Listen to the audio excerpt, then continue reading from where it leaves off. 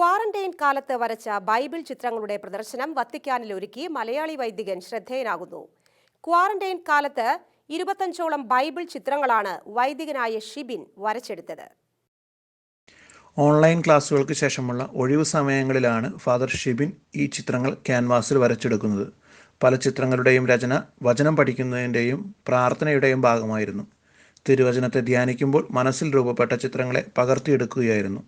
ചിത്രങ്ങളിൽ ബൈബിൾ വ്യാഖ്യാനങ്ങളും സമാന്തര പഠനങ്ങളും ദൃശ്യമാണ്. ഉൽപ്പത്തി പുസ്തകത്തിൽ വിവരിക്കുന്ന സൃഷ്ടിയും രക്ഷാകര ചരിത്രവും ഉൾപ്പെടെയുള്ള ചിത്രങ്ങൾ ആരെയും ആകർഷിക്കുന്നവയാണ്. മിശിഹായുടെ ബലിയെ വിവരിക്കുന്ന ചിത്രം പഴയ പുതിയ നിയമങ്ങളുടെ സങ്കലനമാണ് ദൃശ്യാവിഷ്കരിക്കുന്നത്. അതിൽ ബലിയർപ്പകനും ബലിവസ്തുവുമായ കുഞ്ഞാടായ യേശു ക്രിസ്തുവിനെ ദൃശ്യാവിഷ്കരിക്കുന്നുണ്ട്. പഴയ നിയമത്തിൻ്റെയും പുതിയ നിയമത്തിൻ്റെയും കേന്ദ്രമായ മിശിഹായുടെ ബലിയെക്കുറിച്ചാണ് ഈ ചിത്രം പ്രതിപാദിക്കുന്നത്. ജീവിക്കുന്ന ദൈവത്തിൻ്റെ കുഞ്ഞാടായ മിശിഹായാണ് സ്വയം ബലിയായി തീർന്നത്. അപ്പോൾ പുതിയ നിയമ ബലിയിൽ ബലിവസ്തുവും ബലിയർപ്പകനും മിശിഹ തന്നെയാണ്. അപ്പോൾ ആ മിശിഹായുടെ പ്രതീകമായ ഈ കുഞ്ഞാടിലേക്ക് എല്ലാം പഴയ നിയമവും പുതിയ നിയമവും എല്ലാം കേന്ദ്രീകരിക്കപ്പെട്ടിരിക്കുകയാണ്.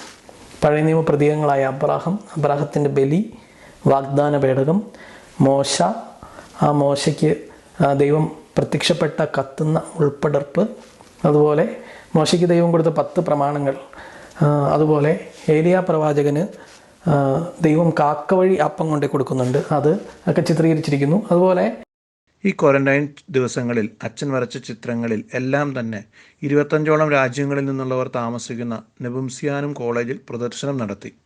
ഇടുക്കി തങ്കമണി സ്വദേശിയായ ഫാദർ ഷിബിൻ റോമിലെ ഹോളി ക്രോസ് യൂണിവേഴ്സിറ്റിയിൽ കമ്മ്യൂണിക്കേഷനിൽ ഉപരിപഠനം നടത്തുകയാണ്. മൂത്ത സഹോദരൻ കർമ്മലിത്ത സഭയിൽ വൈദികനാണ്. ഷെക്കന ന്യൂസിന് വേണ്ടി റോമിൽ നിന്നും ഫാദർ ജിയോ തരകൻ.